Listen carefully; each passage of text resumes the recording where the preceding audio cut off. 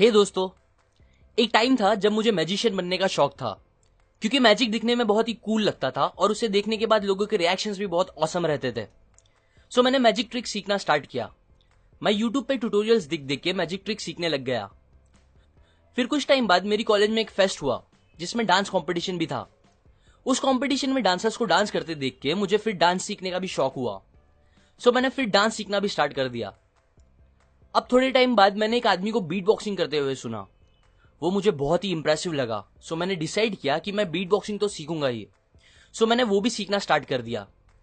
कुछ इसी तरह मैंने और भी चीजें थोड़ी थोड़ी सीखी और सब कुछ थोड़ा थोड़ा करने लग गया। और एट द एंड इसका रिजल्ट ये हुआ कि मैं हर चीज में बहुत ही एवरेज या उससे भी कम रह गया। मैं सब कुछ करने के चक्कर में कोई एक चीज में भी बहुत अच्छा नहीं बन पाया।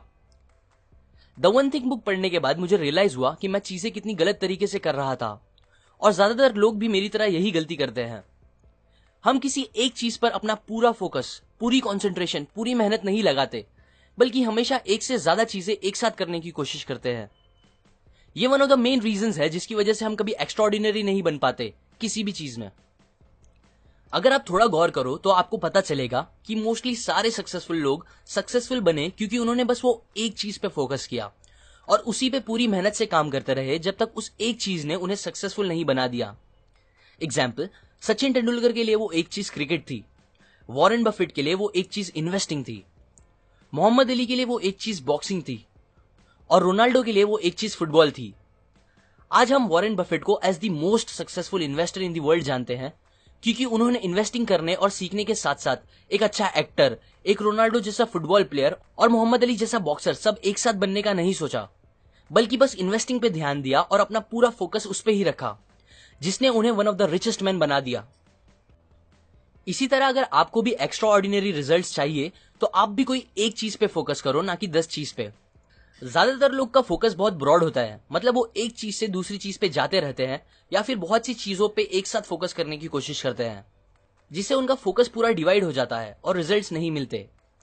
आपको इफेक्टिव रिजल्ट्स मिलने के लिए अपना फोकस जितना हो सके उतना नैरो रखना चाहिए। एग्जाम्पल, अगर सनलाइट नॉर्मली ब्रॉड फोकस के साथ पेपर पर आती है तो कुछ नहीं होता, पर अगर आप एक मैग्नीफाइंग ग्लास से सनलाइट को एक ही पॉइंट पे फोकस करो तो वो पेज को जला देती है। फोकस नैरो रखने से मतलब ये भी है कि आप उन चीजों से अपना फोकस हटा दो जो लेस इंपॉर्टेंट है और बस उस पे ध्यान दो जो सबसे ज्यादा इंपॉर्टेंट है।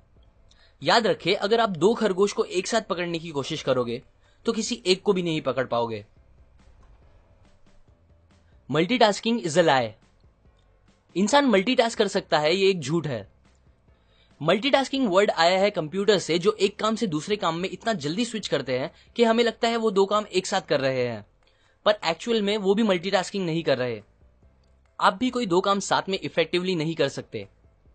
अब अगर आप बोलो कि मैं चलते चलते कॉल पे बात करता हूं और दोनों अच्छे से ही करता हूं, तो मैंने मल्टीटास्किंग ही तो की।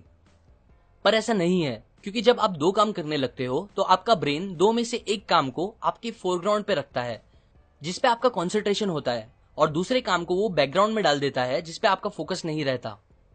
एग्जाम्पल, मान लो अगर आप कॉल पे बात करते हुए एक गार्डन में चल रहे हो तो मोस्टली आपका फोकस कॉल की बातों पे रहेगा और वो टास्क आपके फोरग्राउंड में चल रहा होगा।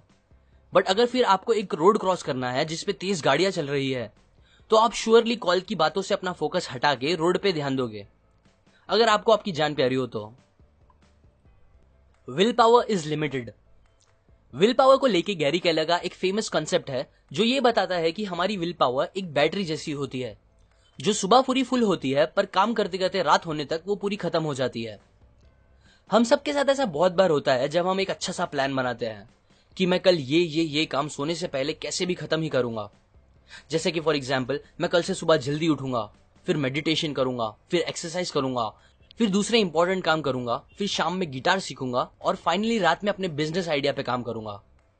पर नेक्स्ट डे रात होने तक ये सारे काम कभी पूरे नहीं हो पाते, क्योंकि मोस्टली जब हम स्टार्ट करते हैं तो एक बार स्टार्टिंग के काम अच्छे से कर भी लेते हैं क्योंकि तब हमारी विल पावर फुल होती है, पर शाम होते होते हम काम नहीं कर पाते अच्छे से क्योंकि तब हमारी विल पावर खत्म होने लगती है और फिर अगर हम जबरदस्ती काम करते भी हैं तो वो अच्छे से नहीं हो पाता। इसीलिए आपको आपके सबसे इंपॉर्टेंट काम को और सबसे हार्ड काम को सुबह ही खत्म कर देना चाहिए और उसे रात के लिए कभी नहीं बचाना चाहिए अगर इफेक्टिव रिजल्ट चाहिए तो। अब ये क्वेश्चन आ सकता है कि आपके लिए सबसे इंपॉर्टेंट काम जो आपको सुबह सबसे पहले खत्म करना चाहिए वो क्या होगा। इसके आंसर के लिए आपको अपने आप से 2 क्वेश्चंस पूछने पड़ेंगे। ये 2 क्वेश्चंस आपकी सक्सेस के लिए बहुत ही ज्यादा इंपॉर्टेंट है, जिसे आपको अपने आप से पूछते रहना चाहिए। पहला, what is your one thing? वो कौन सी एक चीज है जो आपको करनी है और वो आप हमेशा करोगे। दूसरी, वो कौन सी एक चीज है जो आप अभी करोगे तो बाकी चीजें आसान या अननेसेसरी हो जाएगी। वो एक चीज जो आपको आपके गोल्स को पूरा करने में मदद करेगी। इस क्वेश्चन को अच्छे से ध्यान में रख लो। ये क्वेश्चन के बेस पे द वन थिंग बुक पूरी लिखी गई है। केलर हमें बड़े गोल्स को पूरा करने के बारे में सोचने से मना करते हैं। अब वो ये नहीं बोल रहे कि आप बड़ा मत सोचो, पर उससे बेटर आप अपने छोटे गोल्स के बारे में ज्यादा सोचो और उसे पूरा करो। बहुत से लोग अपने साल के गोल्स, मंथ गोल, वीक गोल या डे गोल पे फोकस करते हैं, जबकि उनके लिए बेस्ट ये है कि वो अपने नाउ गोल पे ज्यादा फोकस करे कि अभी आपको क्या करना चाहिए जो आपको आपके डे गोल को पूरा करने में मदद करेगा। आप अभी क्या कर सकते हो जो आपको आपके वीक या मंथ गोल को पूरा करने में आसानी देगा। अभी क्या कर सकते हो जो आपको आपके ईयर गोल को पूरा करने में हेल्प करेगा, और बस उसे कैसे भी पूरा करो। ऑथर कहते हैं कि आपके जो गोल्स है वो डोमिनो जैसे हैं। अब अगर आपको पता होगा एक डोमिनो अपने से 50% बड़े डोमिनो को गिरा सकता है।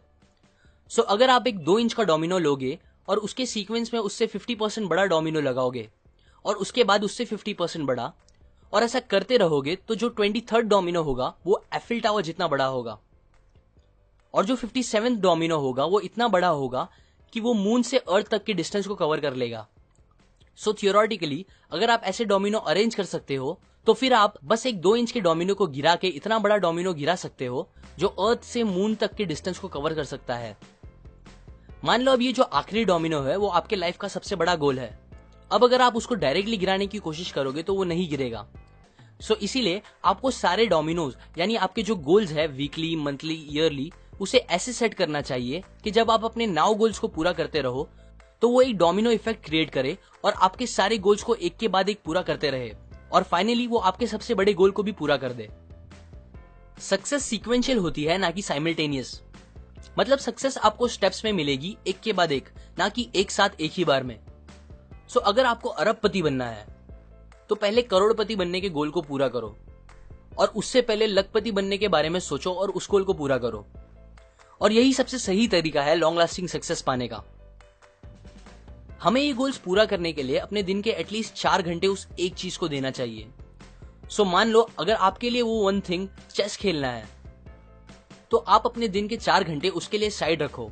और ये जरूरी नहीं है कि आप पूरे 4 घंटे बस उसे प्रैक्टिस करते रहो, बल्कि आपका उससे रिलेटेड इंफॉर्मेशन निकालना और दूसरों से डिस्कशन करना या सीखना या और कुछ भी उससे रिलेटेड काम करना भी काउंट होगा। ये कंसेप्ट्स मैंने आपको द वन थिंग बुक से बताई है, जिसके ऑथर है गैरी केलर। वो को फाउंडर है कैरी विलियम्स रियलिटी कंपनी के, जो वर्ल्ड की number 1 residential real estate company है। लाइक करें अगर आपको ये कंसेप्ट्स काम के लगे, अपने व्यूज कमेंट करें, शेयर करें इस नॉलेज को अपने फैमिली और फ्रेंड्स के साथ, और सब्सक्राइब करें। मैं और ऐसे लेसन्स आपके साथ शेयर करूंगा। Finally, thanks for watching.